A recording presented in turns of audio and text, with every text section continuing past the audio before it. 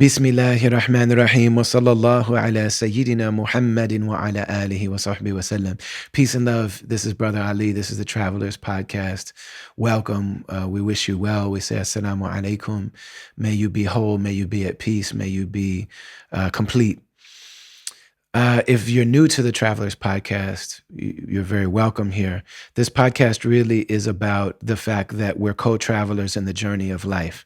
It's a short time between the womb and the tomb, but here we all are together trying to make sense of it all. And the same way that we see the world with our eyes, but we've never seen our own face. The eyes see everything, but the eyes can't see themselves. And we don't remember being born. These are some elements and aspects of the human reality that for everything I've seen, I can't see my own face. I can see the faces of others, and I need a device. I need some sort of way to see myself reflected for me to even see myself. I've only seen myself reflected in mirrors or in iPhones on selfie mode, but I know myself best in the reflection of the people that I see, of other people that I share that reality with. I'm seeing them, but they've never seen them. They're seeing me, but they've never seen them. And I've never seen me, so we need each other. And, we don't remember how we came into this earth. We don't remember being born, but we think that we were probably born because we see others being born and we're told the stories of us being born. But we really require other people to be able to see ourselves. And so this podcast is about reflecting together and drawing those connections, of community, of culture, of the connective tissue of context, the spiritual connections, the communal connections, the cultural connections, and the ways that our lives intersect with each other. So these are conversations usually. Sometimes it's me talking and answering questions that I've been asked, or just reflecting on things that I want to share. And it really is an exchange. It's a give and a take. And it is a conversation. It's a chorus. It's a caravan of lovers and of people that are living and are seeking healing and wholeness and meaning and connection and context and to be complete. And that's what we mean when we say Salamu Alaikum. May you be whole. May you be complete. May you be not fragmented. May you be healed. May you be one. May you be a person of integrity. May we all be that way. The guest on the podcast today is a really important one. This is one of the people that when I when I knew that I wanted to have this podcast, this is one of the people that I said, man, I absolutely have to talk to Slug from Atmosphere.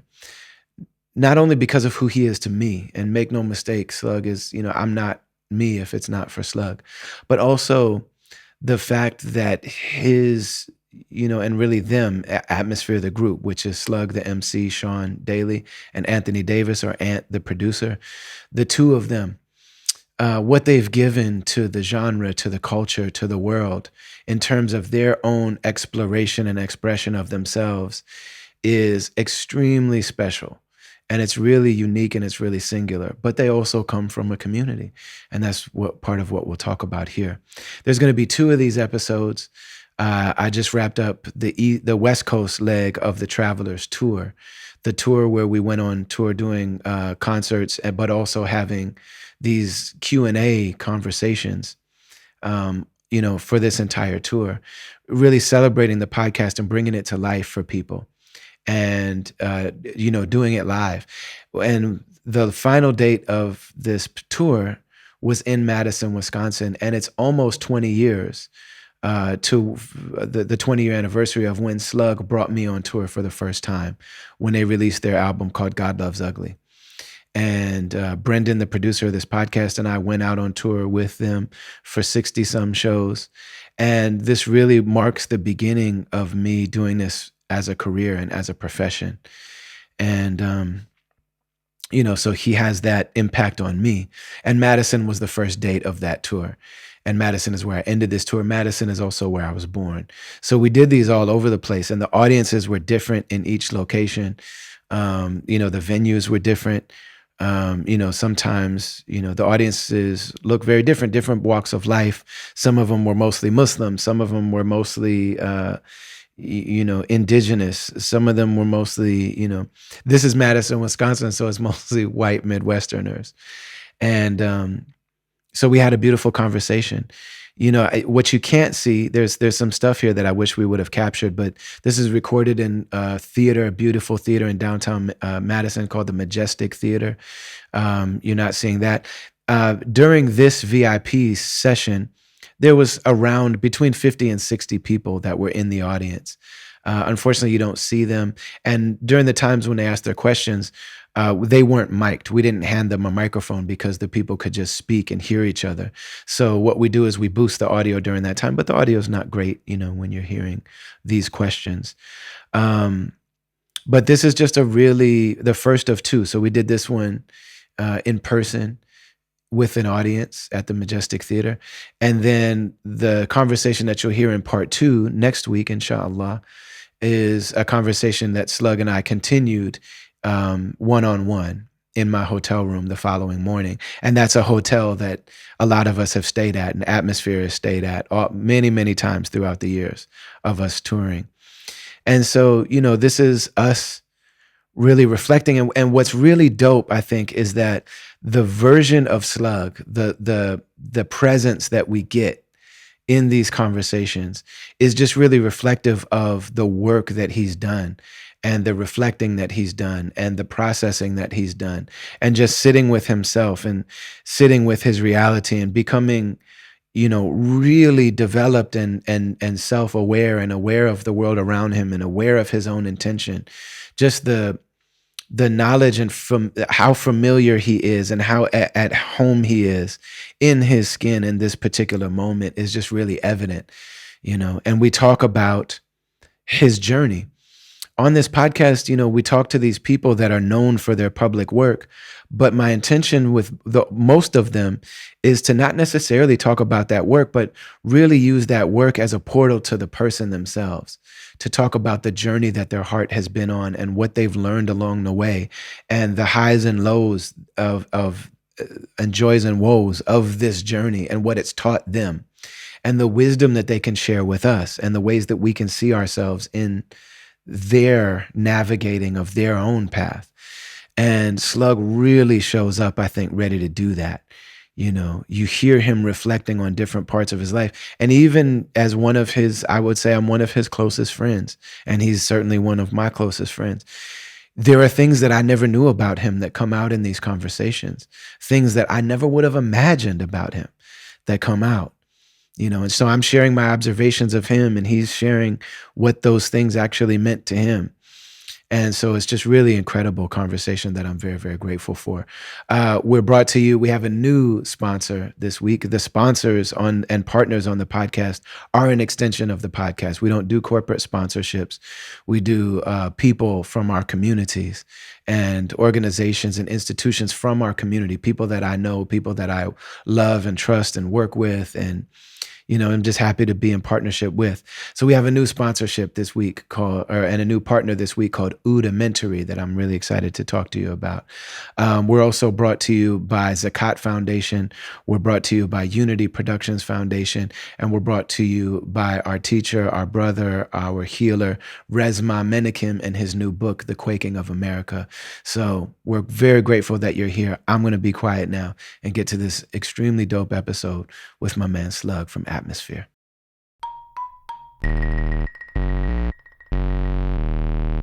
You guys feel good in here tonight? Very, very grateful. I've been looking forward to tonight for a long time. And we are going to bring out the guest of honor. I talk on my podcast all the time. Do you guys listen to the podcast? I have a podcast. Yeah, it's the law. If you're a rapper, you have to have a podcast. So I tried to make mine good. You know what I'm saying? It's almost like avoiding your taxes if you don't have one yet. But I try to make it good. And one of the people that I reference all the time is Dr. Cornel West, because he's got these phrases that just really sum up the things that I feel. And one of the things he always says is, I am who I am because somebody loved me. And the person that we're here with tonight, Literally, I am not me if it's not for this man, were it not for the man that we're bringing out here today. So please dig down deep, make a lot of noise, show a lot of love for my man Slug, Sean Daly.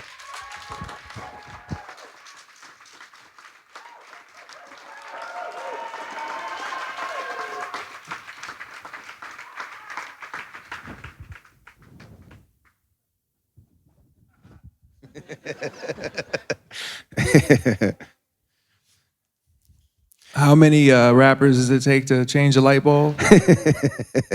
How many? 1, 2.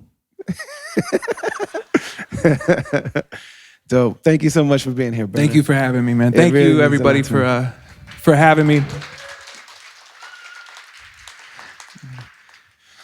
So I was born in Madison, and it wasn't very good to me when I was living here. My memories here are from when I was a little kid, and if anyone's heard the first episode of the podcast, a lot of those horrible things happened here. And then also, I had a difficult time with the family that lived here for a long time, and a lot of it got resolved. But my relationship with this city changed because my whole life I wanted to be an MC, and I worked very hard at it. And in 2002, when God Loves Ugly came out, Atmosphere did their first very long tour. Like, you had been touring before that, but it was 3 weeks and things like that. I think we did 64 shows or something like that on that tour. And I got the call from my man Slug that, do you want to open on the tour? So yes, I want to open on the tour. So the first night of the tour was here in Madison. And it's very fitting because this is almost 20 years ago now, and I'm ending this run in Madison. And I lost my damn mind that night. First night on tour. Got on stage, big high stage. I punched somebody in the face. I did all kind of crazy stuff. Like, I completely lost myself. But that was the beginning of me being what I've always wanted to be in my life. And you absolutely ushered that in for me, and you guided me in it. And well, so I just want to say thank you. To be fair, you agreed to come out on that tour for like the equivalent of a box of Newports and some Puma sweats. See what I'm saying? Like, yeah, we're like, all right, but you got to ride in the trunk, B. Like, and so you kind of deserve a lot of the credit for what happened what happened with your trajectory within that, because your willingness to, put everything on the line. And I saw and I know what all you put on the line to go do that. That is not standard human work ethic. You know what I'm saying? Like, you really put it in. So I'm going to give you a golf clap on that. No, thank you. Absolutely. So much of how I have witnessed you over the years is that you have become really comfortable in being who you are and accepting and making the most out of any situation that you're in.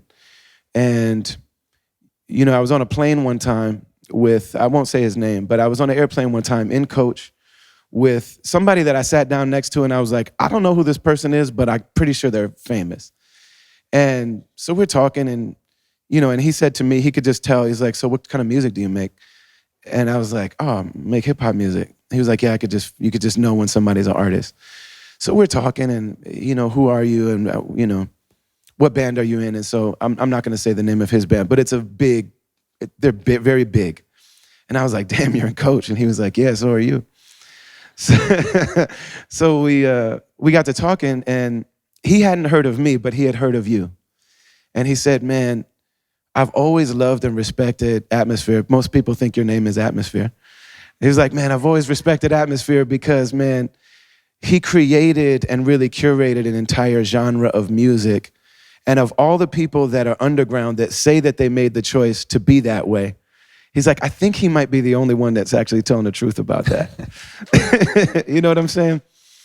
And so I've always really attributed that to your being very happy doing your own thing off to the side. And because I know something about you, I know that, I believe anyway, that it's connected to the way that you were raised and the way that you grew up and your family. So I wonder, can you talk to us a little bit about what were your first understandings of yourself and your identity? And, when you started to have an understanding for who you are, what did that mean to you? Oh, you're digging deep. All right. Should we start easier than that? What's it like being handsome? I think when I was young, I unknowingly fell into the group of kids that didn't know what groups they were supposed to be in. And I knew how to do certain things. I could go and play football in the street just like all the other kids. And I knew I liked to draw just like everybody. But when we all started splitting into our cliques, probably around middle school, I didn't even know how it's like I turned around and realized, oh, I didn't get a clique. Everybody's all friended up and I really didn't know or care. So I just ended up hanging out with the other kids that ended up in that same bucket. And so that lunch table or that bus ride or that hangout in the backyard with those kids, I think is what kind of allowed me to develop just this, I guess, attitude of I'm happy to be here. I'm happy to be doing whatever it is we're doing right now. I'm happy to be a part of this. It allowed me to feel that without having to be too cool. I had some friends that were cool from the neighborhood, and when I was around them, I awkwardly wanted to be cool like them. But the friends that I had that were really just like my real tight friends, none of us were cool. We didn't know how to be cool, and we didn't talk about it. We didn't discuss it. We didn't care. We just kind of did the stuff that we were happy to be present doing. And for me, it was sheer luck that it ended up being art. Because it could have been any number of things. I was kind of a physical kid. I could have tried, spinning around on a BMX bike or a skateboard or any number of things. But the thing that I fell into was art, mostly visual, but I was really loving this music that I was being exposed to at the same time. And not only that, but I had, like any of us, when you make somebody laugh, it's one of the best feelings in the world. When you can make somebody you don't know genuinely laugh, it's even brighter. And so whenever I caught those moments, I was like, that's what I want. I want to make somebody laugh or make somebody smile or make somebody have fun. So I'm going to be a DJ. And that was what that's where I was like, I had to be okay with being myself because I was never going to be as cool as LST or any of the other people from my neighborhood that were super cool and were DJs. And so instead I tried to make people laugh, or I tried to soak up information. I tried to listen and learn. I tried to just enjoy the fact that I was willing to, that I was able to take part in what was going on. I never felt like, I didn't feel a right to it. I didn't grow up feeling like I have a right to this. I felt more like I'm happy to be here, listening and learning, watching, and ultimately taking part in it. I cherished that, and so with that, I think it grew an adult who was able to, I don't want to say be humble with it, but just be friends with my connection to this music, and then later to what I do with this music, to have this relationship, this friendship with it, as opposed to it being a struggle to compete with myself or a struggle to, impress people or what have you. Eventually I found a place where I was just really good friends with this music and my relationship to it. I hope that makes sense. It makes a lot of sense. One of the things that always comes up is, especially when you first became known to the broader masses of people, like you were our secret for, it felt like a very long time. And I was with you when the music industry wanted to make you their darling. And what the brother said to me on the plane was actually true, and I witnessed it. But one of the things that I want to ask you about is because when you first came out, they just put you in the category of white rap. Like nobody ever asked you, nobody ever clarified, no one ever asked you how you identify, you know what I'm saying? But we know that those of us, I'm from North Minneapolis, Sean is famously from South Minneapolis, my condolences. South Minneapolis Wait, is you're from Madison, B. South Minneapolis is a character in your music the same way that Brooklyn is a character in Jay-Z's music. Like there's no Jay-Z without Brooklyn, and everybody knows that. And everybody else from Brooklyn is the same way. But, South Minneapolis. So in South Minneapolis, it makes sense for somebody's dad to be black and native and, you know what I'm saying? And to appear to be a light-skinned black man. And then for their mom to be white. And then for you to be, my children are your, you know what I'm saying? In South Minneapolis, that's something that's understood. But I wonder, how did you understand yourself in terms of the racial dynamic of life?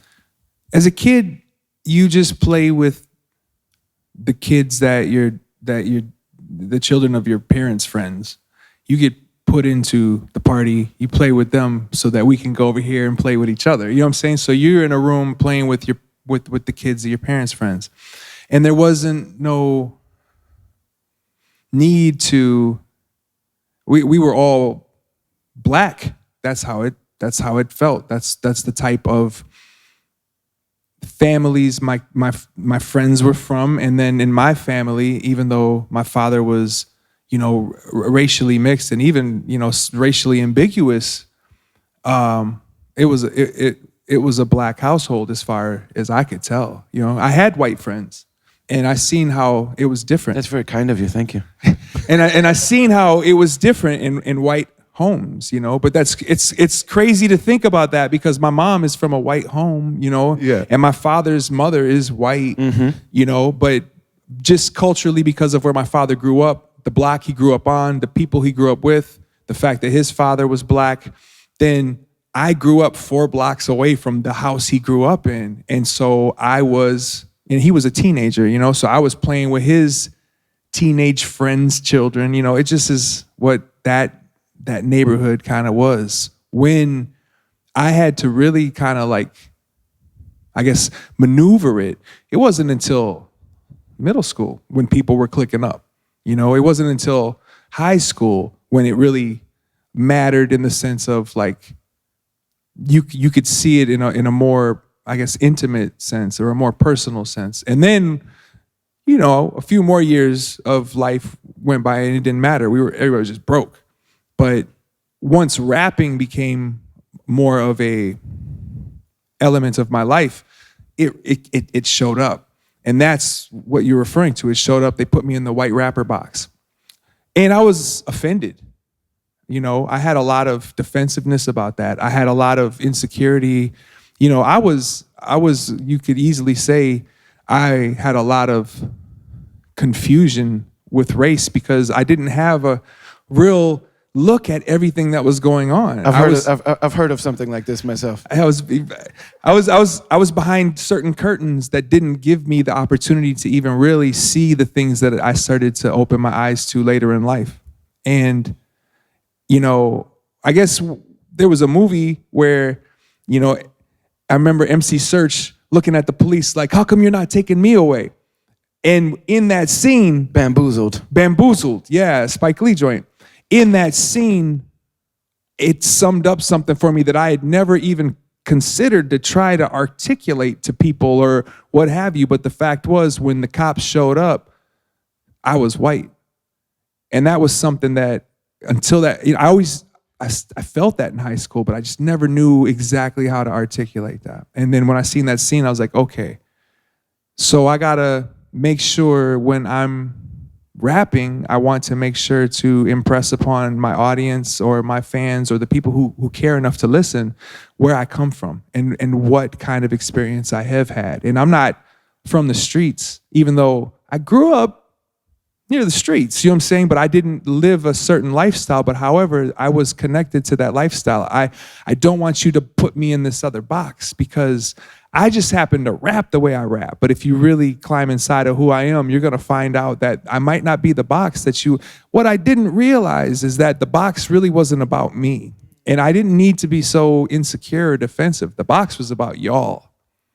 The box was about the audience. They put me in that box because it gave them a way to identify who the audience was. It gave them a way to generalize the audience or to explain it easily, or it gave them a way to be lazy, or maybe it was a way to be thoughtful. I'm not sure. I haven't processed all of that, but all I know is, coming from a history of working in record stores, it gave it a card in the record store, so that when somebody came into the record store and said, "Do you have Atmosphere?" you could point them to that section of indie rap. You're not going to say that's the white people section. That's white boy rap. Yeah, yeah. But that's what that is. It's white boy rap. That's what it is, And it took a long time for me to realize the box wasn't about me. And I wish I'd have learned that earlier, because I think I could have probably processed it faster, better, stronger, harder, and communicated it to people and made it a part of what my vision is, and seeing it, because, I don't think that it necessarily helped us to do what we later really tried to do, which is break down some of those lines that were drawn between the audiences. We thought these lines were being drawn around us, but it wasn't until later with Soundset that I was like, oh man, we can put fans of Future right next to fans of Evidence. It's okay. And that's what I later in life was like, I want to figure out how to break that down. And like I said, in the early 2000s, I was like, well, why are you making me the white boy rapper? I wish I'd have seen it earlier, what was really going on, because then I could have spoken to it. Many of us were trying to speak to it. We all saw that these things were happening, but we just didn't have the proper education ourselves to really articulate it in a way that we could connect with lots of different people about. This is so dope, because there's observations I've always had of you, and so I just walk around thinking them. But you know what I'm saying? Because we're in a different setting now, I get to actually ask you, is this what you meant by this? But one of the things that I felt like I've observed is that, you're very well aware of who you are. But for people who are going to perceive you as white, one of the things that I've always maybe projected, or maybe I've observed it, is like, okay, if you're going to look at me as a white artist, let me behave and model what a white artist should do, in terms of the way that you pay respect, in terms of the way that you carry yourself, in terms of the way that you honor community, the way that you honor culture, the way that you honor people. And it's interesting, because it always kind of felt like you were able to show up, like if they're going to put you in the white boy card, then like, okay, I'll do that. But you had this education because of the fact that your family is black. So you understand culture, you understand how to speak to people, you understand the things to say and the things not to say. But it always felt to me like you were trying to do that in a way that you would like for people to see it done. Did I make that up, or is that something that you really intentionally did? Here's the thing, I think that I don't know, in the process of it happening, I would have been able to go, this is what I'm doing.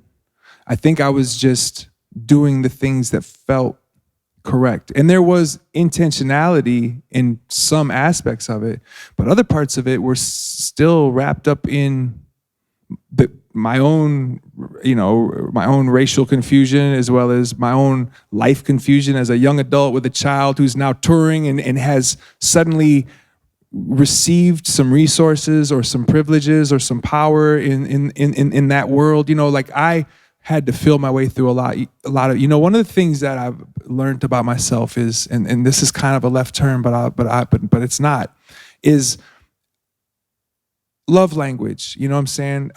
This is a thing that I've learned about myself. My love language is to do things for you. If you ask me for a favor, I do it. And that's how I show you I love you. That's why we're all here today, by the way. I might not always be able to just turn to somebody and let them feel the love, because that's just, for some reason, not how I'm put together. My love language is to come over, help you move, or, and so oftentimes, even in this, my love language towards this has oftentimes been to help somebody, help maybe get them in a position to make this happen, or solve something for them. You know what I'm saying? And now in hindsight, I wish I'd have had a little bit more of what I have when I'm looking at that, because I shouldn't have always been trying to solve stuff for people. I should have been able to sometimes try to make sure I'm giving a full version of me within that love language, But oftentimes I would if I'm going on tour, I'm going to make sure that I'm also paying some young black artists to come out and go on tour with me. Paying them more than they would make in any other situation, by the way. Well, either way though, but just to always ensure that I am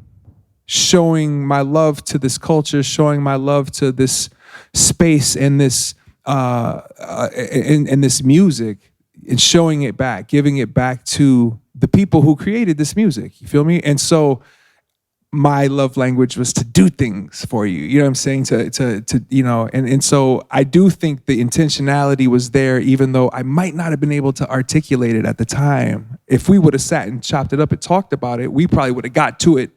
But I don't know that I was ever like, okay, here's what I'm gonna do. Taking notes. You didn't write it in your journal. Here's from now on, I will be the model of any white. If I'm going to be a white man, I will be a model white man. I don't know that I ever clicked and had that light bulb, but I think that, you know, subliminally and subversively, that's what was going on with me. You know, and I've witnessed that over and over and over again. You know, I say in your presence and in your absence that you're probably the most generous person I've ever known. And it would be very easy to cry telling stories about it, but I'll do that sometime when you're not here, because I know I know the face you make when I start doing that. But, you know, speaking of generosity, one of the things that I've noticed with you is that so often you are in a nurturing, caretaking role with men.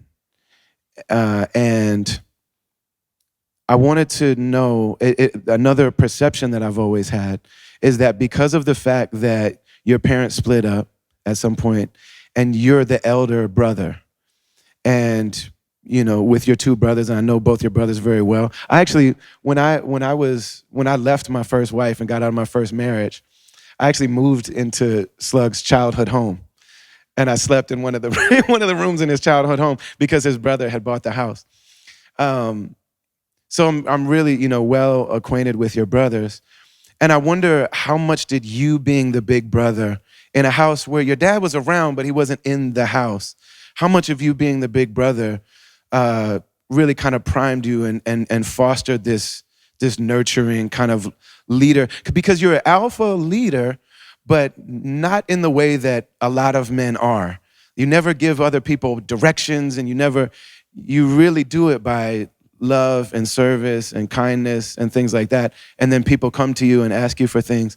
And I wonder how much of that is just being a big brother in the family you're in. You know, that was one of probably my first, I guess, big ideas or big theories when I started to attempt to break open my own ego years ago, was that because of how much of a role I played with my other two brothers, whether that was the role of telling them, you better go get ready for school, you're gonna be late, you know, because mom's already at work, somebody's gotta be there to nag or to make sure things are on track, or make sure somebody's getting a snack after school, or make sure that, you know, the medicines that one of them might need is being taken. You know, all of these things did create a person who was overly parental with my friends and with my colleagues. You know, I see it now. At the time, I was like, well, I'm a little bit older than a lot of my peers were actually a few years younger than me. When God Loves Ugly happened, I was 30, which is kind of late for an artist to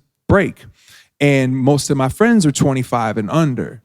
I shouldn't say friends, I should say colleagues, peers. Most of the other MCs that were in that same box were 5 years younger than me. And so that reflex or that muscle memory of being parental with them, it wasn't me being like, you gotta do this. It was like, here's, oh, you know what I think you should do? Here's some unsolicited advice, or here's or maybe we're talking, but I'll break it all down for you. And you know, it was that weird parentalness that I have with my, you know, and it's interesting because as a parent, it's still there. It's just obviously I've had time to try to, like, you know, help it evolve to something that's a little bit more that works smoother, you know. But I mean, my own kids will probably eventually be able to tell you, he wasn't like, hey, do this. He was like, I think you should do this. I really think you should go clean your room, instead of just being like, boy, go clean your room. you know? And I think all of that is relative to how I was with my siblings, how I was with my friends, you know what I mean? And I'm working on it. I'm trying to learn how to be a little bit more direct with it, because what happens is I think in time it starts to come off as a weird passive lecture instead of it being like just like, hey, this is what needs to happen right now. I know that's not what you asked, but That's exactly no. That okay, is yeah. what I. Yeah, that's exactly what I was hoping for. You know, so this is a relationship that you, and I want to come back to that because I think that because of you taking that leadership role, and because of the fact that you are a few years older than some of us, and that made a big difference. Like when I met you, I was 19 or 20, and you were like 25, which is like a generation, you know what I mean? Which is like, you were an elder. It was almost like, yes, sir. I was a boomer. You know, and I think that ended, my observation is that put you in a place where people had expectations of leadership of you that you didn't necessarily sign up for. You weren't trying to be anybody's boss or leader. You were trying to be a servant who may, a lover and servant who maybe had something to offer people. I'm gonna come back to that. But before we leave this family dynamic thing, the way that you relate to other men is in a very caretaking role. But I also know that your role in your house, that there was a very kind of specific relationship with your mom. And rather than me make any observation about that, we've learned so much in your music about your relationships with women. And I just wonder if you could share with us, how did your relationship with your mom shape the way that you engage with women? Yeah, that's something I'm still working on. That's something I'm still trying to fully wrap my head around. Do we have any Kleenex up here we can? You know, my relationship with my mother was that she was really young when she had me, and then she had two more kids. So by the time she was, 24, she had three kids already. And she was in, full swing adulthood, working her way towards a pension at that point. You know what I mean? And so it's like when her and my father split, the void that was there, not because my father wasn't still interested in making sure everybody was good, but just because he wasn't there for her to turn to. So I became the person she would turn to. And she was careful to not create a best friend relationship with me. And I right now, looking back on that, I think that's perfect. I'm glad that didn't happen, and I'm glad that she had the foresight to still hold a certain rank with me. But the fact that she could confide in me, or she could turn to me to complain about things in her life, or she could show certain elements of what was troubling her to her child that maybe I wasn't necessarily fully ready for. And so I think that now when I see certain types of distress or duress, or there's triggers that go off in me now that I won't say fight or flight, but they give me a type of reaction that I've, now after obviously years and years of watching myself, like I now know how to like try to keep better control of that type of reaction, because it's like, I don't want to be triggered by somebody else's stress. I just want to be there to listen. I just want to be there to hear. And I'll say it's also something I do with men. It's different, but it's still similar in the sense of when I see somebody going through it, I don't want to just leave, but part of me does. Part of me wants to just be like, yo, let me just back out of this room. Like that Homer Simpson meme where he goes into the trees. But that's never what happens. What happens is I try to solve it. I jump in and I'm like, how can I come in here and save the day, And it's, I from the bottom of my heart, I can tell anybody, I've never wanted to save the day for anybody. It's not something that I aspired to do, but it's just something that would kick in and make me feel like I had to somehow solve this problem for you, And, I got a couple notches on my belt. I've solved a couple of problems, cool. But I do think it's created more stress than solution. You know what I'm saying? Like I don't know that we're here to solve each other's problems. You know what I'm saying? And I feel like, I look back on that and go, oh man, I wish I could have known then what I know now. You know what I'm saying? It's that same old story. It seems to me like it's been a process of refinement. You know what I'm saying? Like it seems like these are truths that have really been very present the whole time, and things come along and make them more clear. That's one thing that life will do, is clarify some things for you. Definitely, and I think that often we do things to help blurry it. Mm-hmm. We do things to keep it from becoming clear, and I do think that I definitely... Like what would be an example of that? Drinking. You know what I'm saying? Like, or what, any number of things that you could fit. People buying shoes. You know what I'm saying? Like there's things you do to take your mind off the stuff you probably should be looking at. You know what I mean? And when you're in your 30s and you suddenly have an extra $400 in your pocket that you weren't expecting, it's like there's a lot of room out there to make everything blurry. Right. And then, so you could go that way with it, or you can spend it very wisely, like by purchasing a VIP package for a concert. Aha! But it has been something that I've noticed in you, that you have this ability, and and it almost is like, Frankenstein doesn't know his own strength, and he's got to learn, he's got to figure it out. So in therapy with Resma, I had a moment where I discovered something new, and I was like going way overboard with it. And he was like, "You're like Frankenstein. You're Frankenstein it. You got a new ability, and you got this new strength that you discover. You don't know what to do with it yet, and you're gonna learn over time." I wonder if you could talk about that, the thing that I mentioned earlier, where it really seems as though, because of the fact that you've been a leader, whether you wanted to or not. I can't remember who asked me. Somebody asked me how long I thought I'd be allowed to top the trash heap. I didn't answer. I'm tired of criticizing. You know what I'm saying? Like this idea that you have done the things that you thought would be next steps the entire time. Like there was never a master plan. There was never a grand design. It always felt like in each moment in life and in music and in business and in the family, that's like, what's the next best thing for me to do? But because of that, you've helped chart the course for so many people who couldn't figure out the next thing to do. And then it feels like it created a feeling of people towards you with the expectation that if you're our leader, you're supposed to lead us in a certain way. And these things that people desired of you that you didn't necessarily sign up for.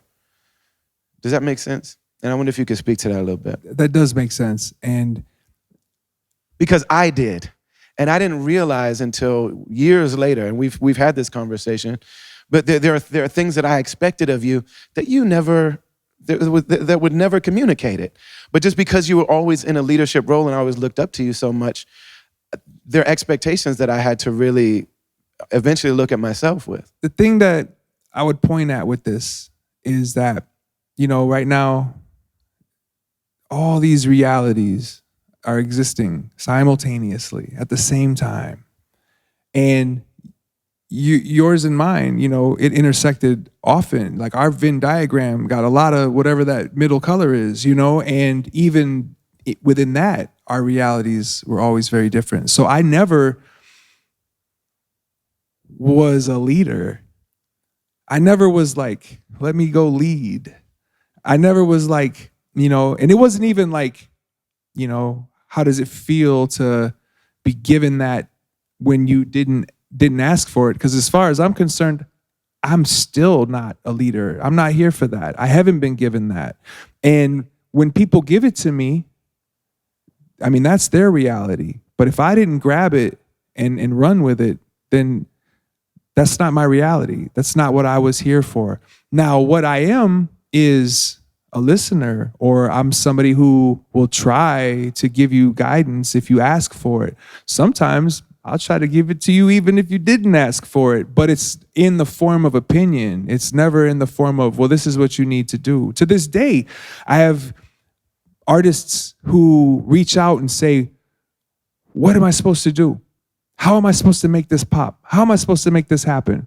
And I'm always like, first off, let me be honest, I have no idea. I don't know what to tell you because our realities are different. And not only that, but if you're a newer artist, it's very different because when I did this, it still depended on, pressing up 12-inch singles, and it was just a whole different world. It was a very different reality, But I even have artists who aren't new, old friends. People hit me up and will look to me, and I have to always be as real and honest as possible in the sense of like, I don't know the answer to what you're asking, but I have an opinion. I always got those, But with that, I don't feel like I like how you articulated that. I never chose the role of leader. In fact, even if you try to put it on me aggressively, I know boundaries. I don't want that. And it's not because of anything other than I don't want the responsibility of feeling like somehow I had anything to do with your misery or your success for that matter. I don't want credit for your success. I want you to have that credit. But I also don't want credit for your lack of success. I heard a comedian yesterday say, stop following your dreams. And he's right. Don't chase your dreams. Right. What he said was amazing to me. I forgot his name, but he's a person we've all seen. He's an older guy that's been around forever. And he said, nah, go do what you're good at. Was it Joey Diaz? No, but it might as well have been. Yeah, because he has a lot of those types of things. Motherfucker, surround yourself with good people and see what happens. You'll conquer the world. This dude was nowhere near as aggressive as Joey Diaz. So this is a guy who's been on regular sitcoms.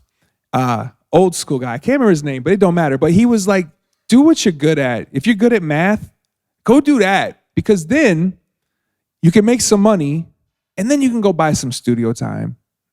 And instead of running to LA to chase a dream, here in Indianapolis, you can be an accountant, make some money, rent a studio, make a song, play it for your friends so they can remind you you're just not that good at this. You don't have to throw it all away to figure that out. And that's not to say that you might not catch a dream.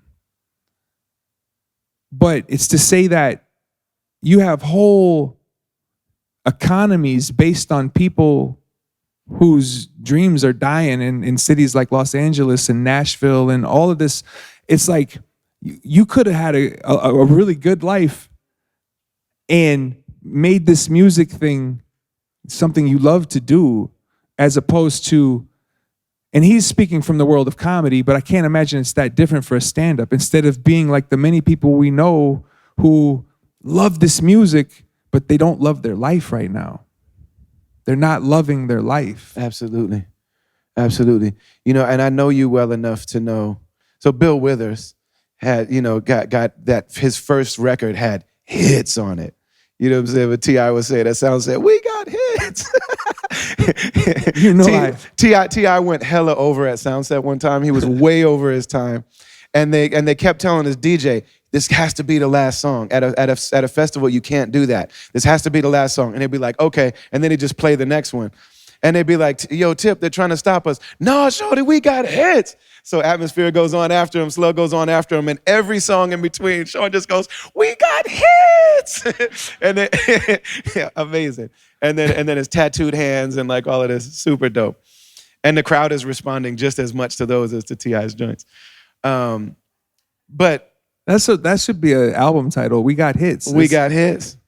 So Bill Withers has his first album that all these hit records are on, and they're telling him like, hey, you have to quit your job, but he works at a motor plant. And he's like, no, this is a job with security. I'm not doing that. And we all know that long before Bill Withers passed away, may he rest in peace, he stopped performing because he's like, I don't belong to the music industry.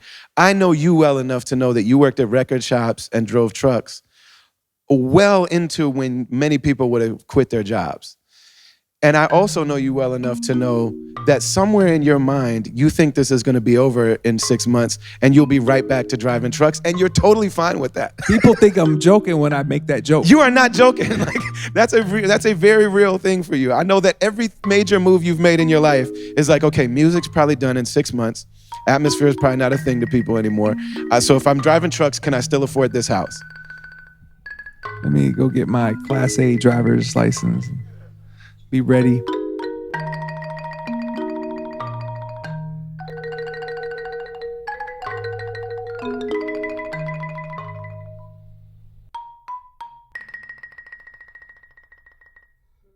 We're very honored to be partnered with Zakat Foundation on the Travelers Podcast. They've been supportive from the very beginning. Zakat, Z-A-K-A-T, is the practice in Islam of giving back.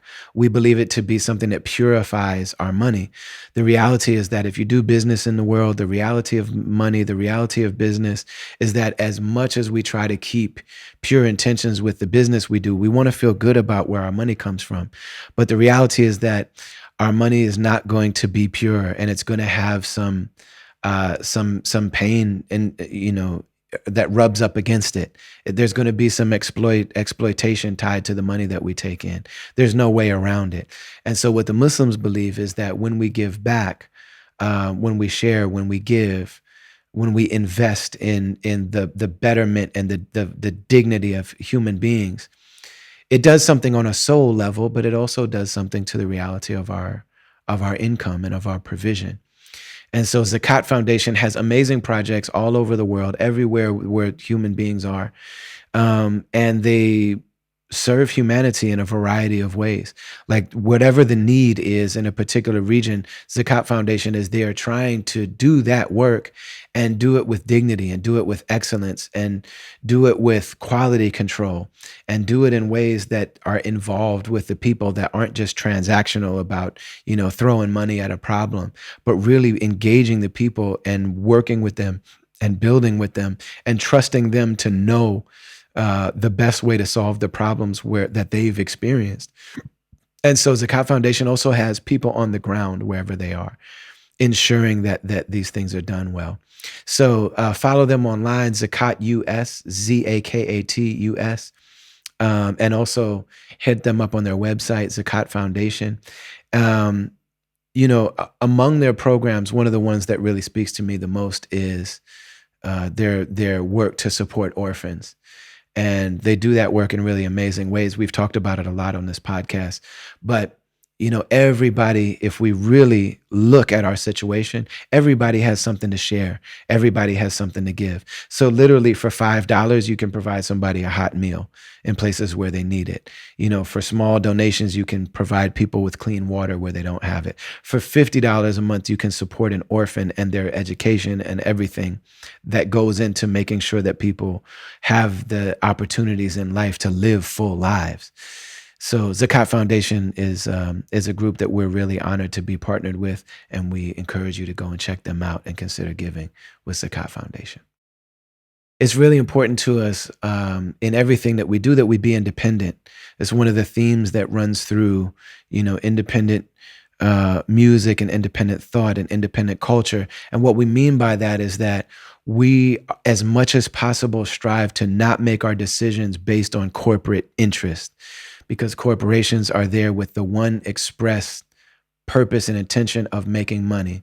No matter how it happens, if the money goes up, we've done the right thing. If the money goes down, we've done the wrong thing. And we know that right and wrong don't always correlate. And a lot of times it's the opposite of correlating with profitability.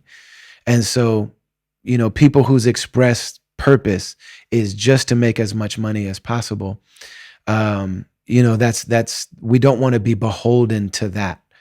We got into this creative, artistic, cultural, spiritual space to be able to do and to create a reality that feels like it's in alignment with our truest selves, with our heart, with our soul, with the best of who we are. And we didn't come here to sell that and to become beholden to what makes the most money. We're very clear about what our priorities are and the things that matter to us. So I say all that to say that the people and the organizations and the services that we partner with on this podcast are ones that we know and love and believe in, but also we're aware that there's a community that can be built around the work that we're doing and around the intentions that we have and the practices that we hold and the ceremonies that we have. This music is a ceremony to us. This podcast is a ceremony to us. These conversations are ceremonies to us. And so part of what we've done is to create what we call a caravan. You know, something similar maybe to Patreon, but it's different, something that's set up for our particular needs and intentions.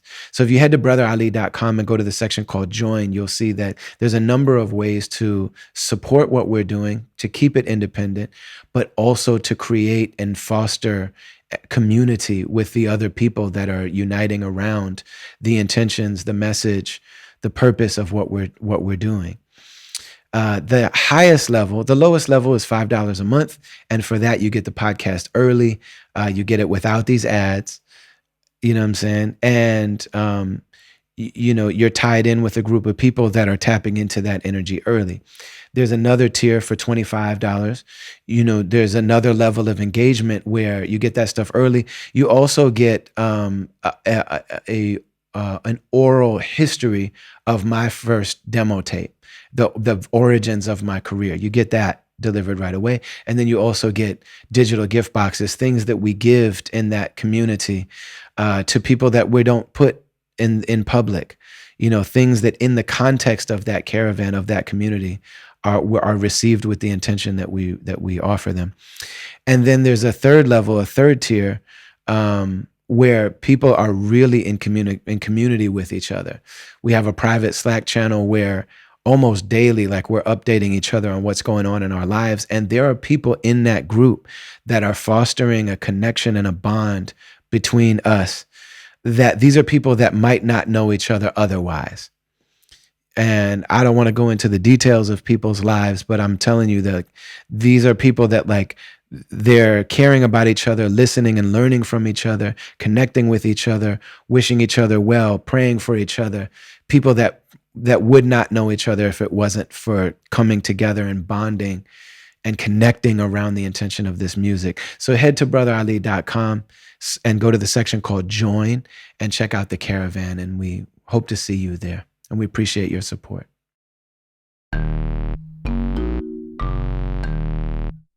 I want to open it up and see if you guys have some questions for. I do. Please just shout them out. I can't see you, so just shout it. My name's Rachel. This is my best friend, Leah. The last 2 years have obviously been very difficult for everyone with the pandemic and the lockdown. We both work as nurses, and it's been really challenging. I'm just wondering, how has the lockdown and the pandemic affected you and your music and all of that? Did everybody hear? Okay, me specifically, I got home like 2 weeks before the lockdown. I was on tour January and February of 2020, and I returned home on the last day of February, February 29th, 2020, I believe, because I think that was a leap year. We played one last show in St. Paul, and then I went home. I decompressed for about a week. COVID was starting to become a bigger thing. On tour, we'd already been thinking about preparing, you know, ordering masks and handguns from Amazon, getting ready for the apocalypse. So that when I got home, you know, there were canned goods and boxes of masks, and we were ready for what was coming, even though we didn't really know what was coming. And then lockdown happened. And I, like, everybody here knows a person like this. I thrived because I already didn't want to be around people. I was one of those people. I was cool with it. You know, oh, so now I just got to wipe down the groceries? I could do that. And so for the first few months, I tried to be the distance learning coach for two of my children for the tail end of that year. We went into, right around on Father's Day or Memorial Day, George Floyd was killed. And Minneapolis just wasn't, it just was like, really? We're going to add this on top of the fact that we're all wiping down our groceries and not seeing our friends, And we didn't know really what to do with it, And so there was an uprising, and a lot of people went out of their homes at a time when everybody was saying, stay in your homes, and the rest of the world was in their homes watching Minneapolis on TV come out of their homes. And then you started to see other cities coming out of their homes. And for all of this to be happening at once, it felt almost like, okay, we have these major catastrophes or whatever. We have a pandemic. We have this horrific thing that this officer did, all of these things, but look at how the people are responding. And it gave me hope. So here I was locked in my house feeling hopeful about the future. I still didn't know what was coming. What came was another full year of distance learning and me being the full-time coach. And that was difficult for me, but also I loved it. I was able to spend more time with my children than I had since I started touring. This was the first time that I was not only allowed to stay home for a year straight, but I was present with them every single day. I took them out of the home and brought them to work, and we did school at work. And so I was able to have this time with them every day, lunch, gym. We go throw the football out in the street for gym, for whatever, and then in watching one of my sons learn how to read right in front of my eyes, you know what I'm saying? And watching my other son start doing things that, I'm just like, what's going on? This is new math. Teach it to me. You know what I'm saying? It was just a really great time, but also one of the most frustrating things I've ever attempted to do. So it was also very difficult. So by the end of it all, when they said, okay, you can go back out on tour, that was summer of 2021. Things were just coming down.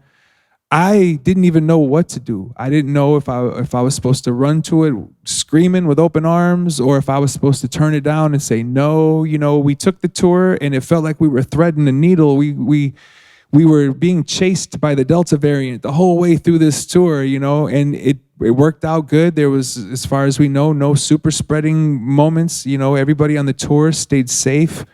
So it's just been crazy. And through all of it, calling it crazy is, I don't want to minimize it.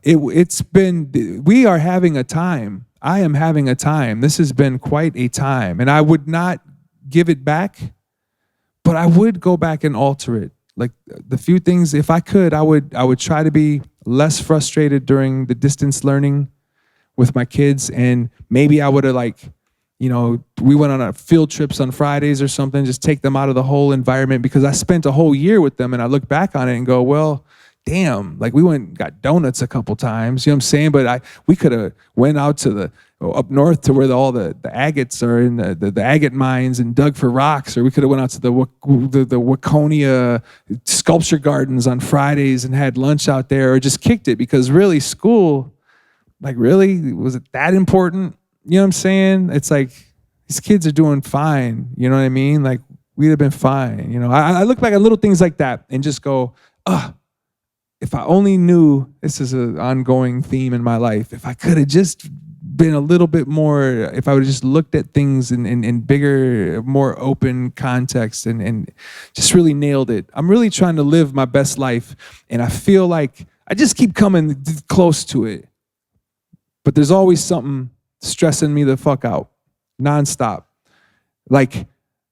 I'm really, what can I do to make this the best experience ever? And what it is I need to stop stressing the fuck out, because that's the thing. You know what I'm saying? And I know that. I just can't practice it in real time.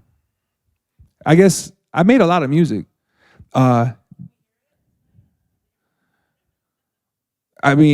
you come out to the car, I can play it. I got it. It's all on my fucking phone. We've been releasing it steadily.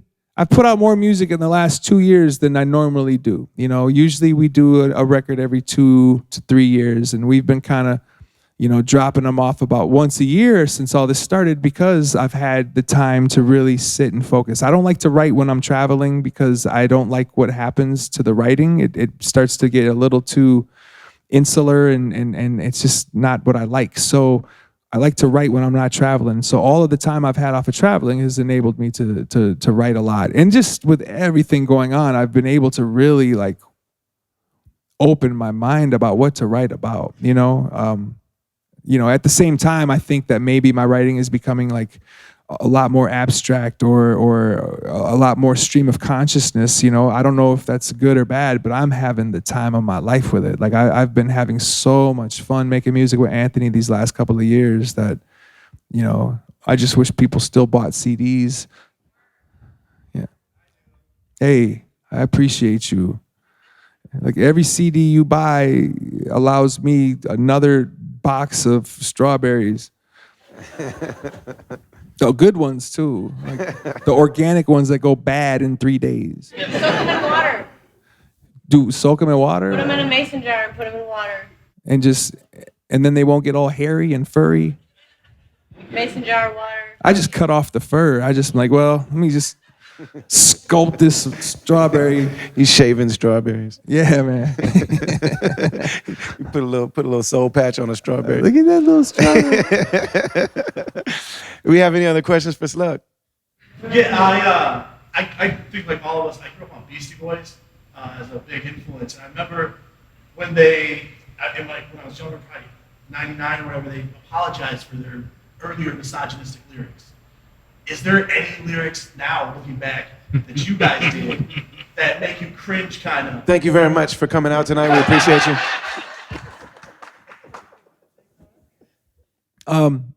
This gentleman is asking if there are any lyrics that make me cringe. And that's a very polite way to ask what you're asking, because my answer is, fuck yeah. Like, here's the thing. Like, again, I would never be like I was ignorant or I didn't know better. But what I was I was not on track. I didn't see the bigger picture. In many ways, on one hand, I never thought people would actually hear this shit. Much less 20 years later, still be hearing this shit.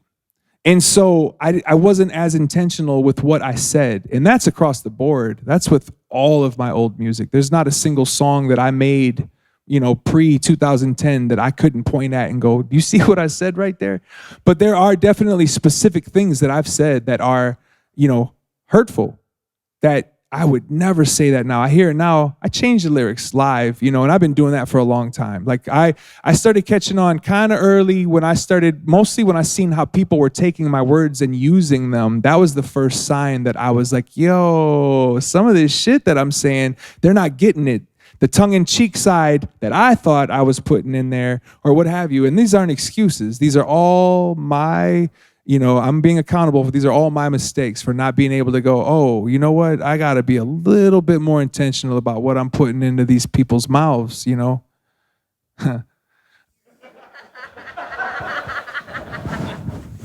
I'd like to apologize for what I said tonight at the meet and greet.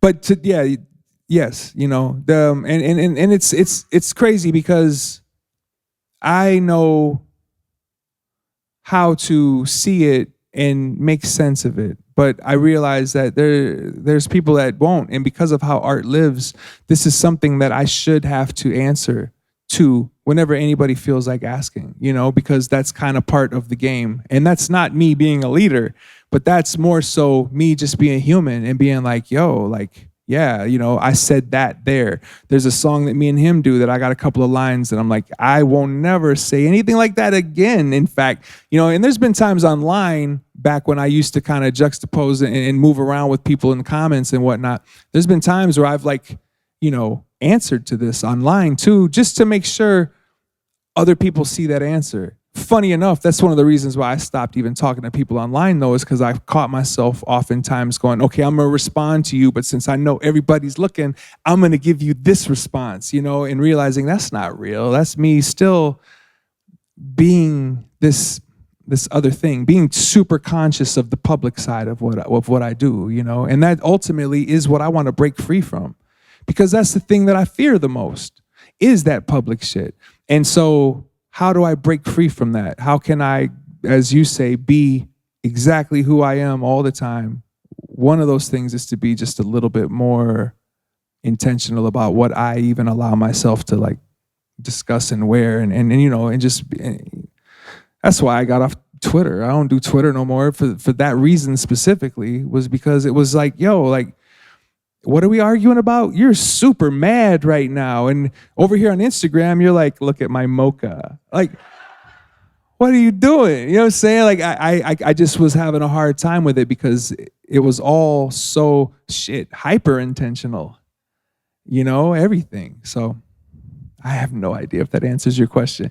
But yeah, man, I'm sorry for anything I said that might have offended you or any of you. To be quite honest, if you hear something that is offensive, like, yes, it was, and I'm sorry. And it wasn't because I was trying to hurt nobody. It was because I didn't see the bigger picture. You know, I didn't know that. I didn't know I could hurt you. I didn't know I had that. I didn't know that I could hurt nobody. You know what I mean? Like,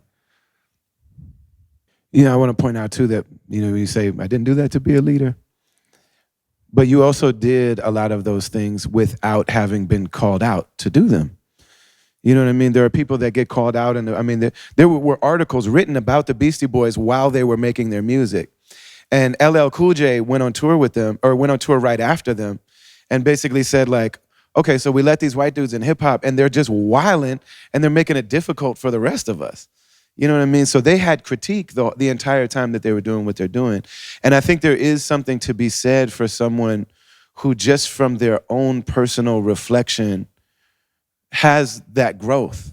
You know what I mean? And it's one of the beautiful things that happens, like if we're going to witness a human being through their music, like to whatever degree a person is able to really let you in to the human condition and to the process of living and loving and growing and being vulnerable, then part of what we will witness is a person's growth and evolution and their understanding, you know, of the realities that they're causing for other people. And I think it's also really important to allow people to have that. You know what I mean? To be able to speak to people if they are causing harm or if they're inspiring others to cause harm, knowingly or unknowingly, you know. But to allow a person to have that type of growth. It's interesting that, you know, I said the F word on my first record. And in my mind, I wasn't talking about gay people. But this is my own ignorance, and it's an ignorance born of honestly not caring very much. You know, there's that clip of Joe Rogan saying the N-word 587 times. And it's just like, dang, man. And, you know, because he's somebody, because there's things about him that I enjoy. As a person, I don't necessarily agree with him, but like there's things about him I enjoy. And it's just like, man, you just didn't care. So like you just didn't realize, no one, you didn't get the memo that black people don't like hearing white people say the N-word. You know what I mean? But over time, and actually, you know, I met somebody through you that we were on tour with someone that you brought on tour, and I had started changing the words of that song. And the first night that I did it, and I was bonding with him. And I didn't know that the brother was gay, but I'm like bonding with this dude. And I changed the words one night and somebody said in the audience, I was like, hey, don't say that, man. I stopped saying that. I didn't know any better. And afterwards he came and like tackled me and was like, dude, man, I can't believe, you know, I bought your album and I loved it so much. And I was running around the lake and then you said the F word and I cried and I threw your album in the lake. And I came on this tour and I didn't know if, you know, if I could be open with you and, you know, and that's what led me to go and say something. And at that time, Frank Ocean had just come out. And Tyler, the Creator, was so happy about it and supportive of him. But Tyler said the F word more times than Joe Rogan said the N word.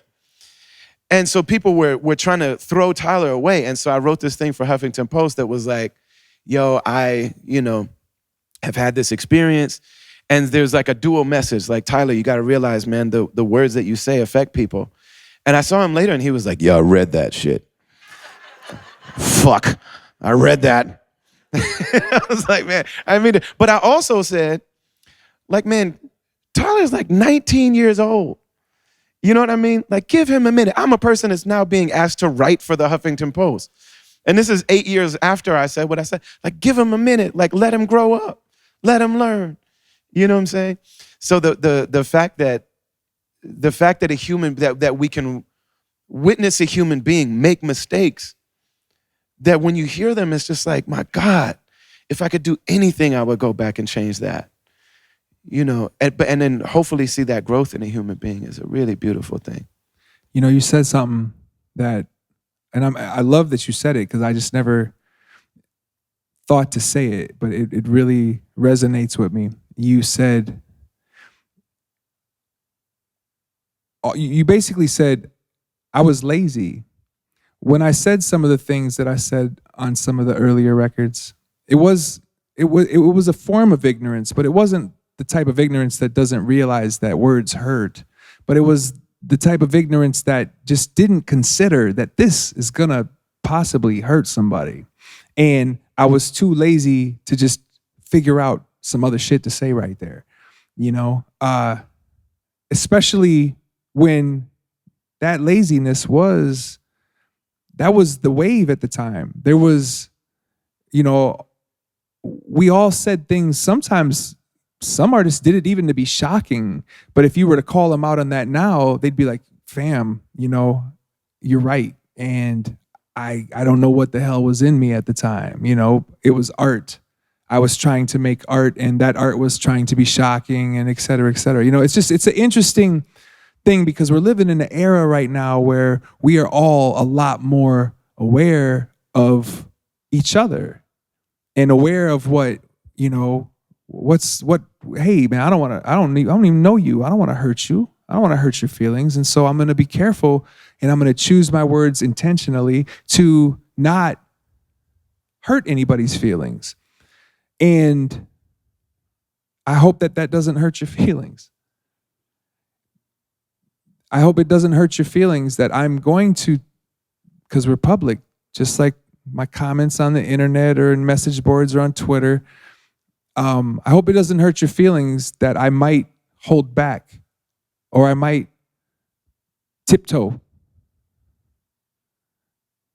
I hope that doesn't hurt your feelings, you know? And I feel like what's interesting to me is, you know, I'm gonna come back to stand-up comedy. Like, I've always been a fan of stand-up comedy that hurts my feelings, because I feel like that's how this gets said to communicate even what I'm possibly feeling, but also it communicates to me how this world works. And so I'm kind of nervous about how much work the world is putting into trying to stop some of these comics from hurting our feelings. You know, like where are we supposed to really fit within that? You know what I mean? Because, you know, some of my favorite comics are being called out for the choices of words that they use. Even when they come through and explain, like, hey, this is what's going, this is how I'm feeling. This, like, it's not just this random, I'm going to do this to be shocking, or I'm going to do this because I'm lazy. It's like very well thought out, and it's intentional. So let's have the conversations that we're supposed to have, as opposed to trying to tell somebody you shouldn't say that. You know what I mean? Like, and I'm not saying that that's the correct way to look at it. I'm just trying to figure out what is happening, and how are we really supposed to be working within this. I know how I'm supposed to work within it. I don't want to hurt your feelings, and I hope that don't hurt your feelings. You know, and there's something about artists that, especially in this time, what really makes us love an artist is when they're willing to be flawed for us. Because there's something that we need about that. Like, we need to know I'm not alone in how anxious or depressed or angry or sad or lonely I am. Like, so for a person to be vulnerable like that in that way, and to really open themselves up and be like, here's everything, especially when we're young, we really need that. And then when a person like that when they're hurting or when they're struggling and we struggle with them, and then they begin to heal, there's something about that as well that's like, I'm not alone in my suffering. I'm also not alone in my healing. And one of the things that was pointed out by Ice-T, when he was talking about gang, he said, man, I always know the difference between good gangster rap and some bullshit gangster rap if they tell the dark side. You know what I'm saying? Like, there are people that make music about street life and they literally are glorifying it. Because certainly when you're living a crazy lifestyle, if you're messing with drugs every night, or you're with a different sexual partner every day that you don't know, or if you're selling crack, or if you're getting in fights at your shows, or whatever living on the edge you're doing, there's an element of that that's really fun and it's exciting. But there also is a downside. And so what Ice-T is saying is that when people are very honest about the entire spectrum of it, that he sees value in that. And I want to use that to shift back to the music that you made, especially in the early part of your career. There was a point when you were coming out and trying to prove that you could rap, which is what we all do. But there was clearly a period where you started to find your voice. And, there's this phrase that we heard growing up, gangster of love. But in your documenting of that period in your life when you were experiencing so much, and there was a time when you talked on the records about the fact that, like, those of people that listen to your music might have worried about you. You know what I mean? And even some of us that were around you were just like always feeling this little protective thing that, like, he's good, okay, he's good. But that you never glorified those things, and you were always very, very intentional about including the entire picture of what was going on. And so I wonder if you could, like, just talk us through, like, what was the approach in that time period? Because now you've moved into another period of your life and of your art and of your writing, where I wonder, do you look back on that time and think about it? You're still performing the songs on stage, a lot of them. Like, what does that time period feel like to you, and your choices about what you included in the songs? If I look at that time period from like a perfect little academic space and just try to break down what was going on, I was trying to write songs that did cover the whole story, not just glorify aspects of it, but also show that there's consequences. And that was also my favorite kind of rap music. To me, that is what KRS-One was doing. To me, that is what Chuck D was doing. That is what my heroes were doing. So I was making sure to do my best to add that element into my music as well. And what Ice-T said, I really relate to that, because it's the same thing. The problem that I had with a lot of the street rap from, like, let's say, kind of like the Shiny era, is that it didn't show you the consequences of bringing a gun to the club. You know what I'm saying? It didn't show you the consequences of certain choices. If you get caught up, this is going to go south real fast. You know what I'm saying? It didn't do that in the song. Some artists did. You got, like, the Ghetto Boys were good at it, and some of the older ones were really good at making sure you didn't do what we're doing in our song. Right. Like they knew they were talking to kids. Yes. And so I approached it like that, because that's what I was raised on. Now, when I look at my real personal relationship to my music, the older stuff specifically, I don't have the same attachment to those songs that I had back then, because back then those songs were kind of like me trying to write my way out of that lifestyle. It was me trying to convince myself that I need to go home and go to bed right now. You know what I mean? Whereas now, I still have a relationship because I have to perform some of those songs, and I say have to with lowercase letters, and I make sure, though, that I can perform them with a genuine love for them. And so what I do is I look for the people that those songs are really connecting with, and I make those connections with that individual in front of me. You know what I'm saying? It's like I put the work into looking people in their faces and finding out who really likes Fuck You, Lucy. Somebody really likes it. And me and you, we're doing this song together tonight, Fuck You, Lucy. And that's where I find my that's what my relationship is now. I see those songs almost like I'm covering them. You know what I mean? Yes. I'm covering Dope. this song tonight, and I'm gonna change the words a little bit because Right. the original writer was kind of lazy. So I'm gonna flip a couple of things in there Go that ahead, make it a man. little tighter. You know what I'm Right, saying? right, And right. I might say the name of your city tonight. I might put that in there. You know what I mean? yeah. But the real show when I perform that song is no longer the lyrics. It's now me and the connection that I'm trying to make with people. And also to make sure that if I don't look you in the eye, you at least seen me looking him in the eye and you saw us have this connection. Because as long as you see us have this connection, everybody feels that. Everybody knows what that is, and that's where I see those.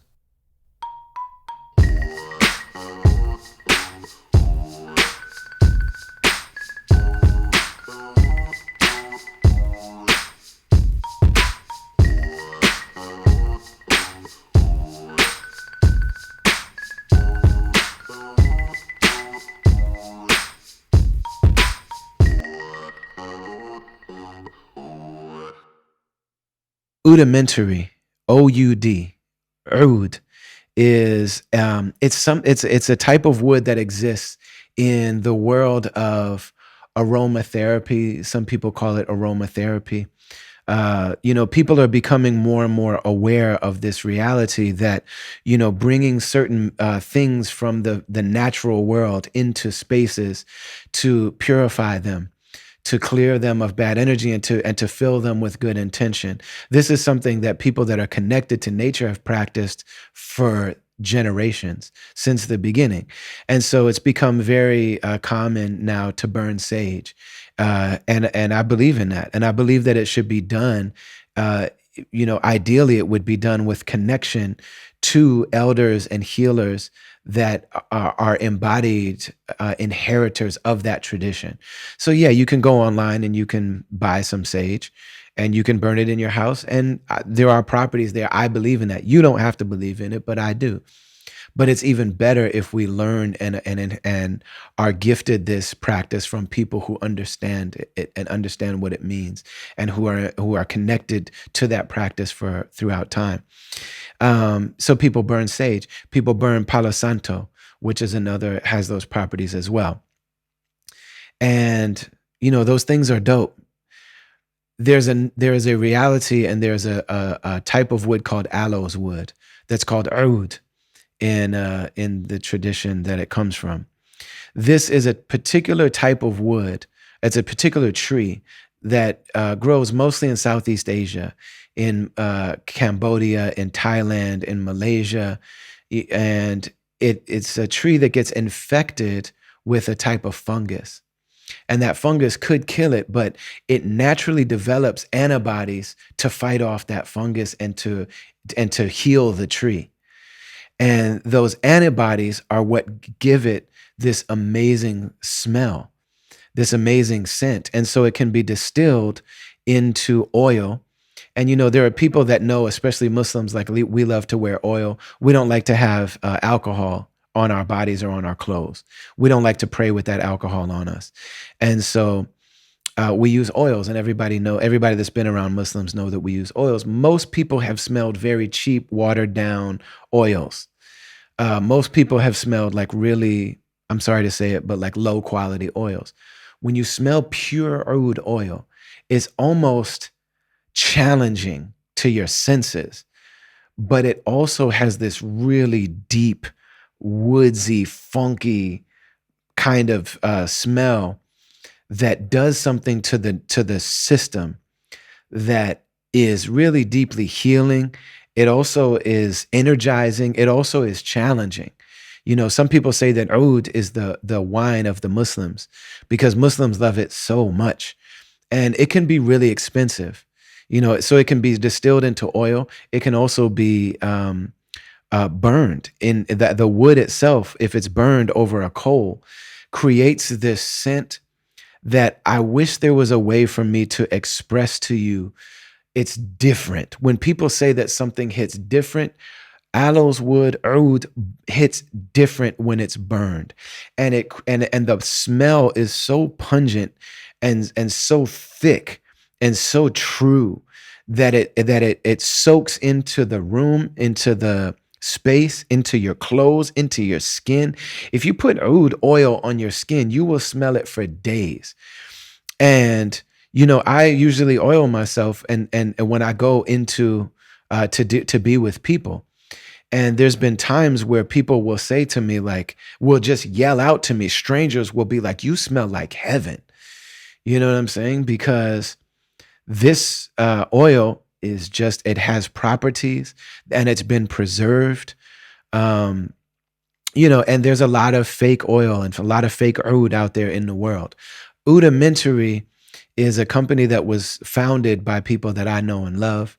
One of them is a man named Micah Anderson, who, but they traveled to Southeast Asia to sit with the people who have inherited this practice of burning and distilling this wood, burning it and distilling it to oil, to scented oils, for years and for generations. And they became inheritors of this process and of this reality and of this sacred ritual of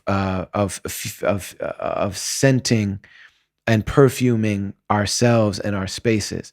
So if you head to udamentary.com, O-U-D-I, Oud, O-U-D-I, ment, M-E-N-T, M-E-N-T, Ari, A-R-Y, udamentary.com. What you'll see there is, the super high-end stuff. And you're going to have some sticker shock when you see it. I mean, sometimes a little 3 ml thing of oil will be $250. That's a lot. But they have that. And then they also have blends that will have, some oud and some musk. And sometimes you can get, some different other fragrances as well to start on that process and on that journey. I'm telling you, if you experience it, you will understand. You will feel it in your bones. It will resonate in your body. And they also do have more affordable joints as well that you can check out. And I highly recommend all of those. And so I can't recommend this stuff highly enough. You're just going to have to experience it for yourself. If you want to start with the inexpensive stuff, they have things at that level, at that entry level. But trust me when I tell you, what these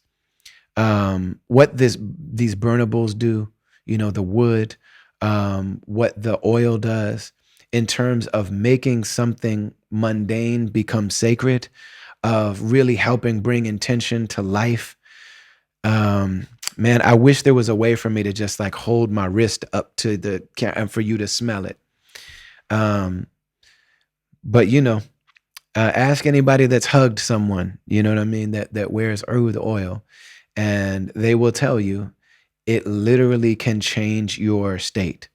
It literally can change your energy, your vibe, your mood.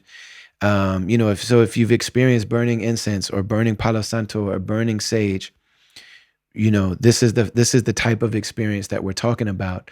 But I mean, aloes wood, oud, is mentioned in the Bible. It's talked about in the hadith of the Prophet Muhammad, peace be upon him. It's talked about in Buddhist writing. It's talked about in Hindu writing. It's talked about in First Nations writing, that there were people that interacted with folks that brought it from Africa. And First Nations, indigenous, native, Indian people smelled it as well and experienced it as well and wrote about it in their journals and told about it in their stories. So head to udamentary.com. There's not more that I can say. Check it out for yourself, udamentary.com. Our brother, our teacher, our healer, the therapist, the author, the speaker, the educator, Resma Menachem, is somebody that comes up on this podcast a lot. And we're really blessed and honored. We have a conversation with our brother Resma. Resma is a therapist who comes through the world of social work and specializes in trauma, not only in individuals, but in communities and structural and societal trauma. And one of the ways that he really contributes to the healing of the world is talking about racialized trauma and the reality of race and the way that it shows up in our bodies. And he has a new book called The Quaking of America. Resmaa is a New York Times bestselling author. His last work, genius work called My Grandmother's Hands, really talks a lot about trauma and racialized trauma in Black bodies and white bodies, the way that police, what this means for police and the ways that police respond to different communities, and different communities, respond to police in different ways. And there are exercises that a person can go through, in that text. And that was a New York Times bestseller. His new book is called The Quaking of America. And it's an embodied manual for how to survive and how to process what's going on in the world, and in the world, especially with regard to the highly charged subject and reality of race. And so Resmaa is somebody that's really incredible. We're really excited to have him on a future episode of the Travelers Podcast. But his new book is called The Quaking of America. It's out now. We cannot recommend it more. Go to Resmaa, RESMAA.com. Check out the book. You can order the book there. You can also check out his workshops, his training, all of the things that Resmaa offers to the world. Very, very honored, grateful to be partnering with our brother Resmaa Menakem.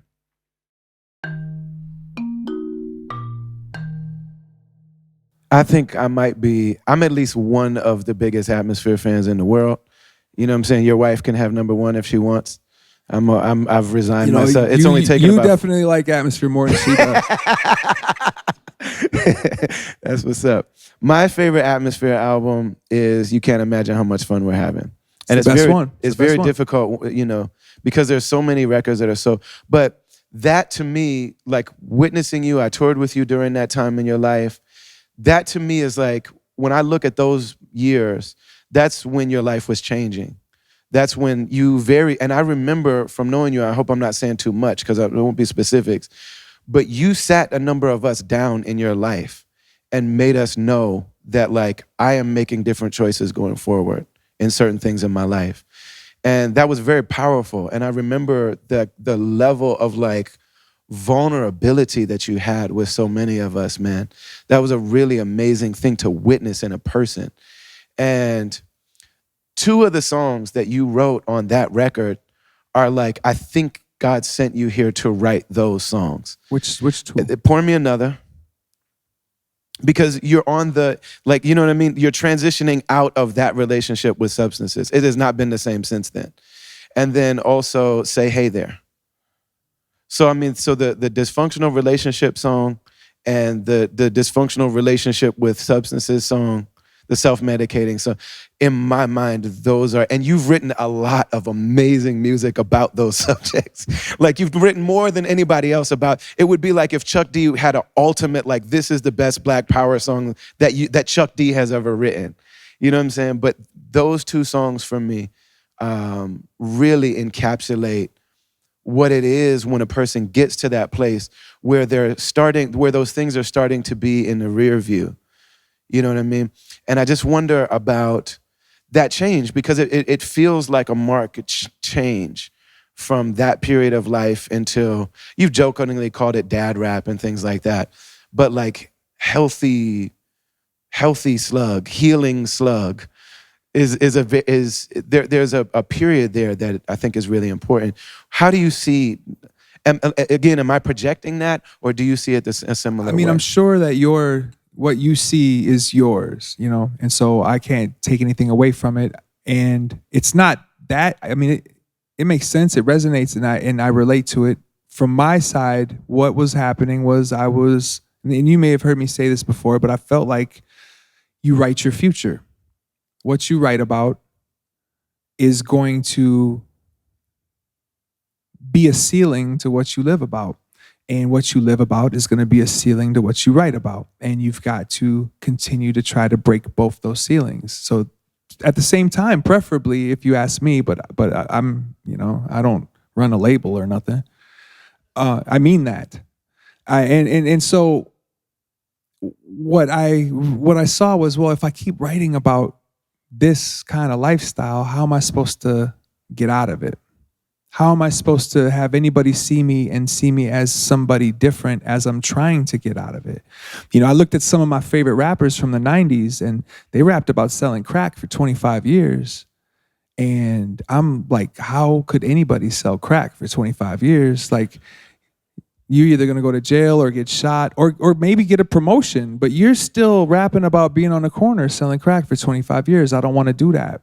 I want my life and my music to continue breaking some kind of ceiling. And so I made that record. I started making it specifically to artistically try to predict my future or direct my future a certain way.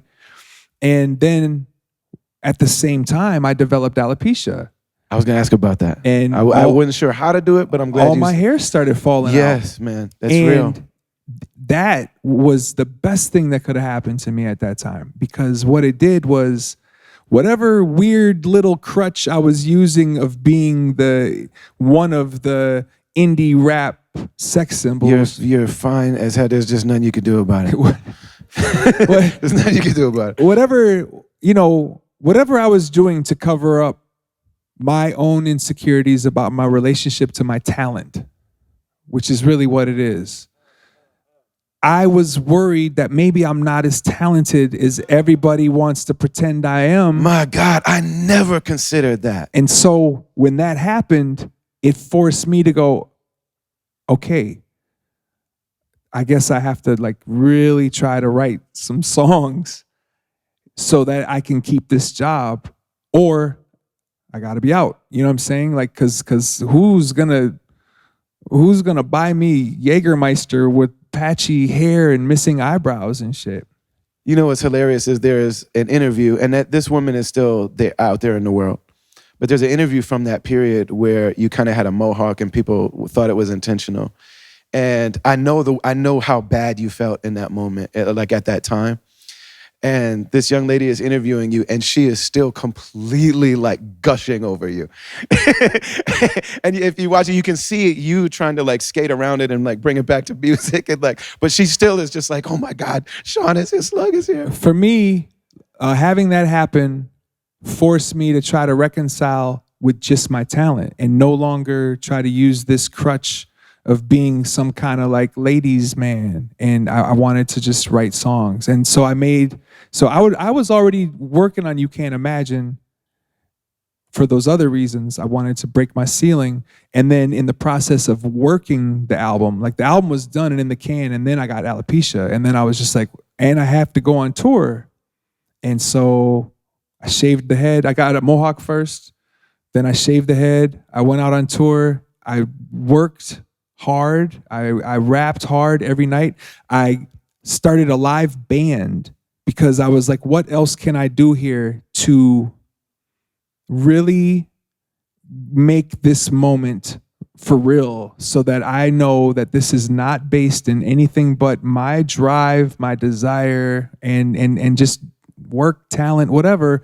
How can I make this and make the most of it? And for whatever case, I don't know if I actually ever connected and felt secure about my talent, but what I did feel secure about was my relationship with the audience. It was not based on me being a lush.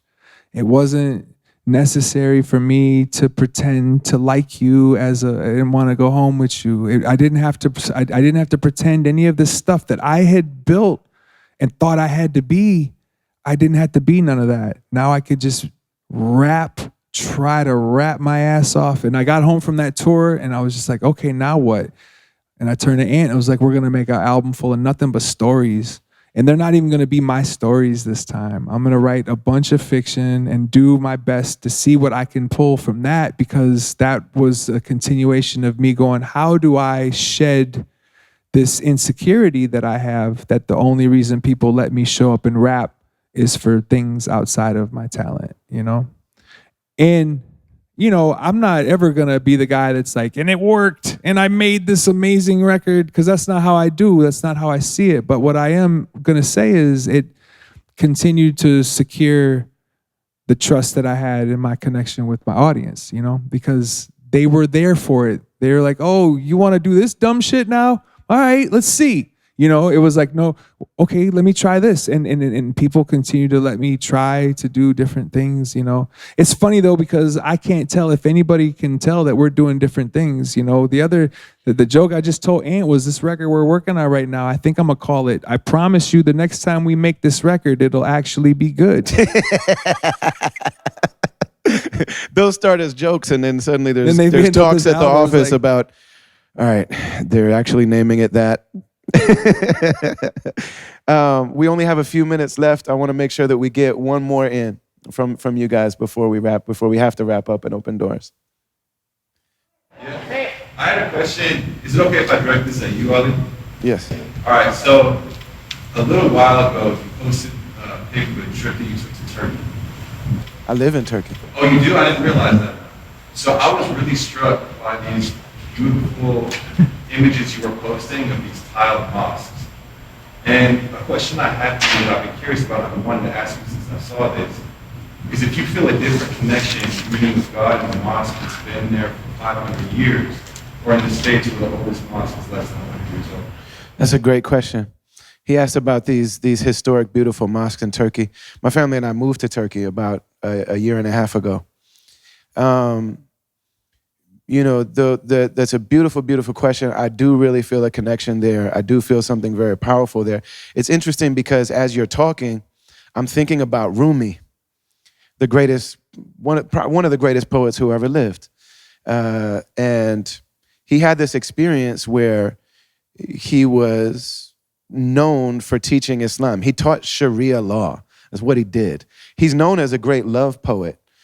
And basically he had an experience where a man like walks into his life and he's teaching in front of an ocean of the sea, the Bosphorus, and he grabs his book that he's teaching from and he throws it in the water, the same way that our gay homie threw my CD in the water, and he says, when is this gonna be real, and when are you actually gonna start living this stuff?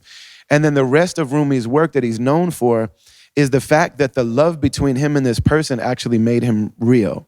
And so the poetry that he's known for is his experience, and then he loses his companion, but it's experiential. And I think I'm gonna answer your question, but to bring it back to that album in particular, I mean, Little Man is on that record, right? And is That Night on that record too? My God, I'm saying, my God, there's a case to be made for this being the best hip hop album of all time. I mean, it's incredible. I know you would never say that, but it's incredible. And what you see in this project, and I think everything that comes after it is born from that seed. You see a human being that has gone through so much. And it really becomes such a huge transformation. And it really is the inner like journaling of a person who has experienced so much in this life, you know? What I would say about this country, and people always say, like, you live in Turkey, there's so much history there. There's that much history here. It's just that in America, we've tried to destroy that history. We have mosques like that. They're called the Grand Canyon. They're called this lake. They're called Menominee. They're called, but we've killed the sages and have forced them to live in reservations and made it so that they don't know their language. So the thing about Turkey is not that it's a more alive historically and spiritually. It's just that even the secular Turks don't destroy their history. And it's one of the things that I love about Islam, and it's one of the things that I don't think it's a mistake that there's a connection between Islam and hip hop. The first recording I ever saw of you was you on stage in high school. And it's funny because in this song, you hear this like in this high school talent show, you're like a Caucasian up on the stage and it's like you're struggling with like, hey guys, am I black? Or no? Okay, cool, so I'm white. Like you see it all. But the first word that when you walk out on stage, Assalamu alaikum. Assalamu alaikum. Wa alaikum salam. Are you ready? About to take them all on. It's Sean 1. I'm going, before I'm done, I used to have the whole thing memorized. That is absolutely fucking hilarious. I'm telling you, man, I think I'm the biggest fan. But the thing about Islam is that the Muslims preserved knowledge and wisdom. And it's one of the things about this tradition that I think ties it all together. There was a lady that wanted to say something too, and I want to make sure we get. I mean, you guys touched on it back and forth, and it's been a really good heartstring for me. I mean, I've been a supporter for 22 years or something. So, blood is as thick as, on the other side of it. But we kind of touched on Slugs, that turning point in your life with, can't imagine how much fun we're having, you just tooting the horn of that record. But I want to ask you, as a person, it's a very unfair question.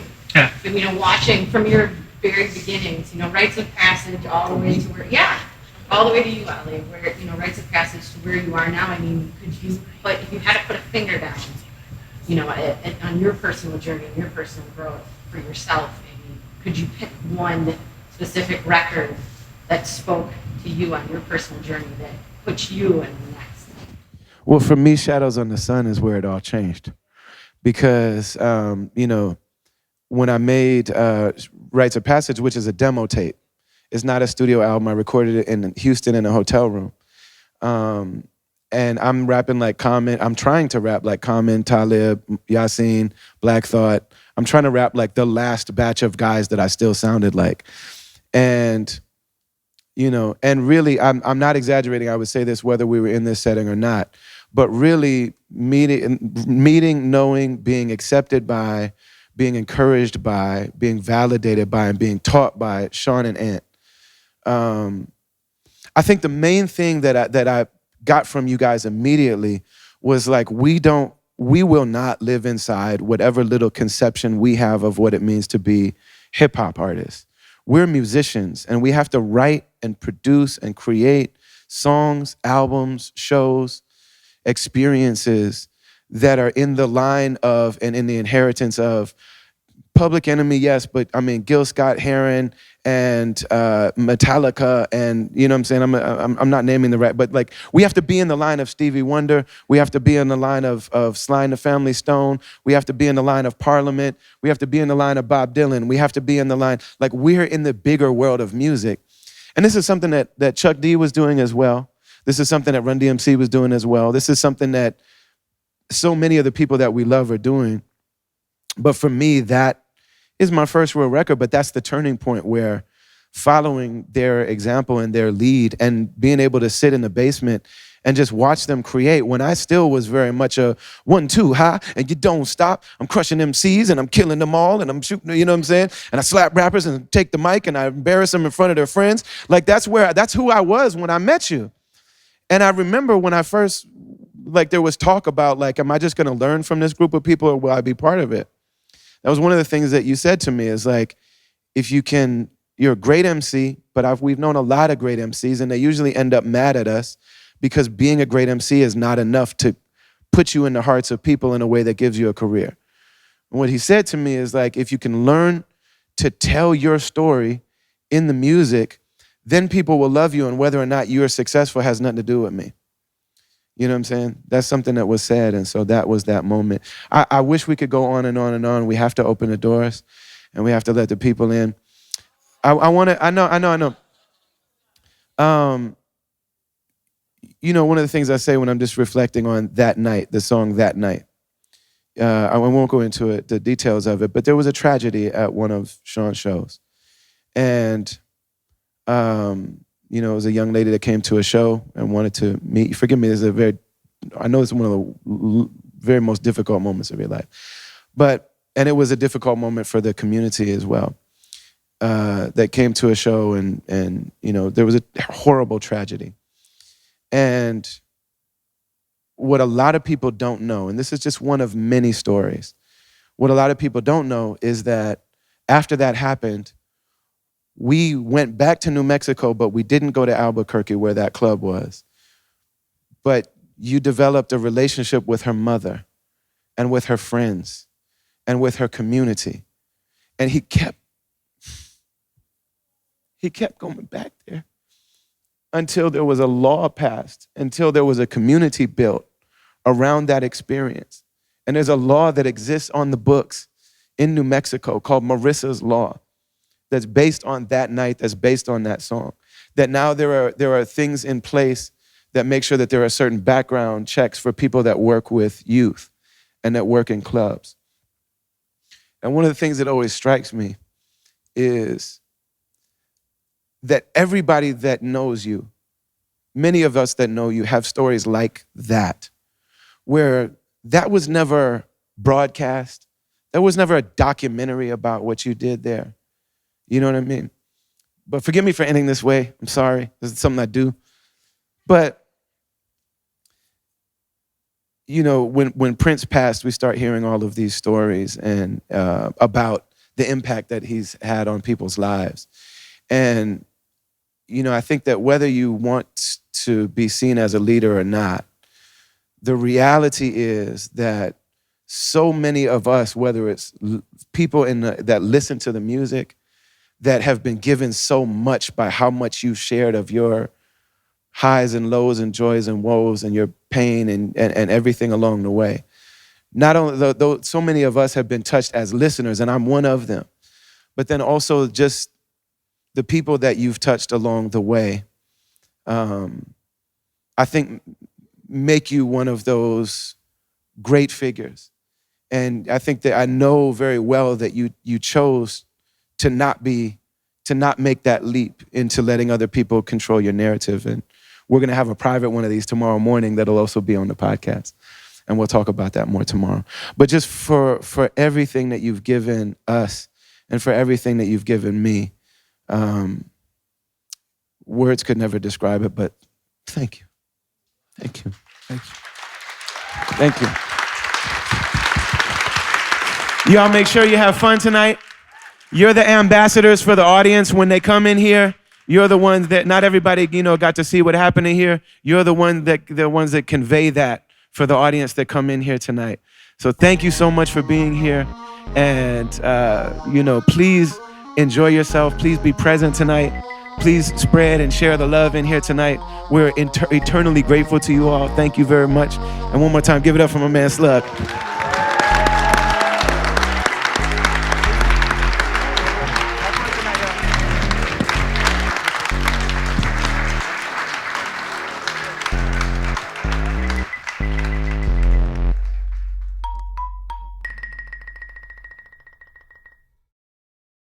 So that's our first conversation with my man Slug from Atmosphere. If you know me, if you've been, you know, taking in these podcasts, you know that I'm a person that, you know, the emotion of things and the meaning of things is always just slightly beneath the surface for me.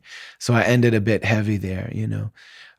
There's so much about my man Sean that I wish I could share about, you know, just how incredible he really is and how giving he really is. And, you know, I think that there hasn't been enough documentation, and there hasn't been any documentation of so many of the incredible things, you know, that he's done. He's not interested in that. But I'm really grateful to have had this conversation and to document it. You know, one of the things that I found to be extremely powerful is that him revealing that because he was seen as a sex symbol for so long and because he's such, you know, an attractive person, and, you know, that he always wondered, it was always in the back of his mind, you know, am I experiencing the success that I am? Are people interested in me because of my talent, because of what I'm offering, because of what I'm going through on a personal heart level to reveal that myself in this music and to make dope music and to put all these hours and years into mastering the craft? Is it really about that, or is it just that people think I'm cute? And that he actually had a sense of, you know, that he actually had an insecurity around that. You know, that's something that's extremely, I've been up and close and personal with him for all these years. I never even considered that. But then also the growth that he, you know, shows and talks about, and the beautiful question that was asked from the audience. You know, are there things that you said throughout this journey that you wish you hadn't have said? And the way that he and I are able to talk through that was just really amazing. We've got another episode, another conversation that we recorded the morning after. Me and Slug were in the hotel that we've stayed at over and over and over again when we've done shows in Madison. We sat there at, starting at about 8, 9 o'clock in the morning and just had another really dope, profound conversation that I can't wait to share with you. Please like, please share, please subscribe, please comment. I respond to comments, you know what I'm saying? But please, please, please, if you're hearing this podcast, consider sharing it with people that you think may dig it. Doing a podcast is an uphill battle. We never want to force ourselves on anybody. But if there are people that would dig this, that would benefit from it, that would appreciate it, that would, have an opportunity to reflect along with us and to become part of this caravan that's on this journey, become one of the travelers that are on this path together of life, I want them to have access to it. And the best way for that to happen is for you to share it. Word of mouth and people sharing it, and receiving it from somebody that they love and somebody they do life with. That's the most empowering and an important connection possible. So when you share these podcasts with people, please know that I'm deeply grateful to you. And, we're grateful to our sponsors, to Udamentary, to Zakat Foundation, to UPF, Unity Productions Foundation, and to our brother Resma Menikin. Special shout out and thank you to our brother Mansour Panawala, to Amna Mirza. Special thanks to Aida Rashid. Special thanks to Darian Washington, to Ant, who made the beat for this song, The Travelers, and for the podcast. Special thanks to my man Slug, Sean Daly, for being such a great and giving, guest. Special thanks to Mark from Medina Hip Hop, who created the stamp logo for this podcast.